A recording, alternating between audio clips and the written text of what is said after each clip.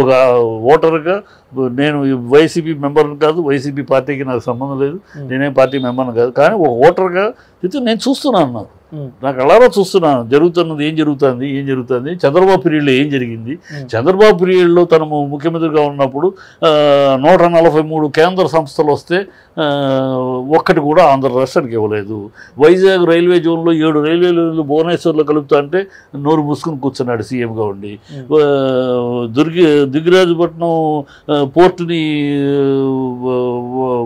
ఇస్రో వాళ్ళు అబ్జెక్షన్ చేస్తే దానికి ఆల్టర్నేటివ్ పోర్టు చేయలేకపోయాడు. ఇవాళ కదా గోపాలపట్నం పెరుగుతుంది, చేయలేకపోయాడు. ఒకటి కాదు, అతను అన్ని Kadapa steel plant iron ore without legal hassles iron ore permanent supply ఎట్లా తీసుకొస్తారు?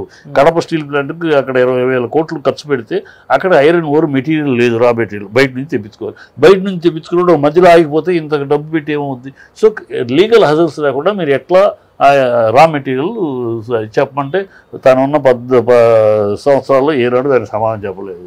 ఇట్లా అతను ఎంతసేపు హైదరాబాద్ డెవలప్మెంట్ నేను ఒక రాజు సుల్తాన్ని, నవాబు తర్వాత హైదరాబాద్ నవాబు తర్వాత నేనే నవాబుని, నా సంస్థానం ఇది, నా చుట్టూ తన వెండి మాగదులకి మొత్తం హైదరాబాద్ చూపించి జనాలని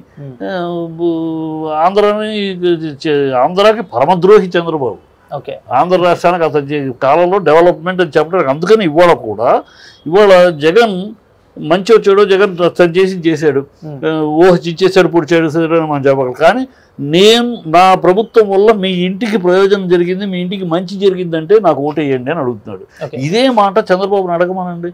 నేను 14 ఏళ్ళు సీఎంగా చేశాను, సపరేట్ ఆంధ్ర రాష్ట్రం ఏర్పడినా కూడా చేశాను, నా వల్ల ఇది జరిగింది, నా బ్రాండ్ ఇది, చంద్రబాబు ఆంధ్ర రాష్ట్రానికి ఇది చేశాడు, ఈ మంచి చేశాడు, దీన్ని చూసి నాకు ఓటేంటని అడగమనండి. ఎందుకు అడగలేకపోతున్నాడు? నువ్వేమీ చేయలేదు. అన్ని అబద్ధాలు, ఆరబోతలు, డ్రామాలు, భ్రమలు, బిల్డప్లు, ఇది తప్పితే ఏమి చేయలేదు. ఇప్పుడు జగన్మోహన్ రెడ్డి గారు కూడా ఏదో విద్యని వైద్యము, విద్య, అమ్మఒడి వీటి వరకే తప్ప ఇంకేం చేయలేదు అని చెప్పి చెప్తున్నారు. సరైన రోడ్లు లేవు, ఐటీ కంపెనీస్ లేవు. అండ్ ఎందుకు లేవమ్మా? వాళ్ళ మీడియా వాగేస్తే సరిపోద్ది. ఐటీ కంపెనీలు వచ్చినాయి, కన్స్ట్రక్షన్ అవుతున్నాయి, ఎవరికి ఏం తెలియదు. ఎందుకు అదే చెప్తా, వాళ్ళ మీడియా వాళ్ళ చేతిలో ఉంది కానీ 4 పేపర్లు ఉన్నాయి కనుక ఒకరి తర్వాత ఒకటి అబద్ధాలు ఎందుకు? ఇప్పుడు మీడియా మొత్తం చంద్రబాబు నాయుడు గారి చేతిలో, చంద్రబాబు రాజకీయం అంతా కూడా మీడియాని మేనేజ్ చేయటమే అతని రాజకీయం. రామారావు అంతటి మహనీయుడికి వెన్నుపోటు పొడిచి ఆయన కట్టతడి పెట్టి ఆయన చెప్పుల మీద విసిరినప్పుడు కూడా మీడియాని మేనేజ్ చేసుకునే బయటపడగలిగాడు. ఆయనకి చేతనైన కళ అది. కనుక వీధిని పడి మాట్లాడు ప్రజలు చూస్తున్నారు, ప్రాక్టికల్గా చూస్తున్నారు. ఇప్పుడు ఒక రిక్షావాడు కానీ, ఒక ఆటోవాడిని కానీ, ఒక మత్స్యకారుని కానీ కదిలించు, వాళ్ళు దండం పెడుతున్నారు. ఎందుకు పెడుతున్నారు?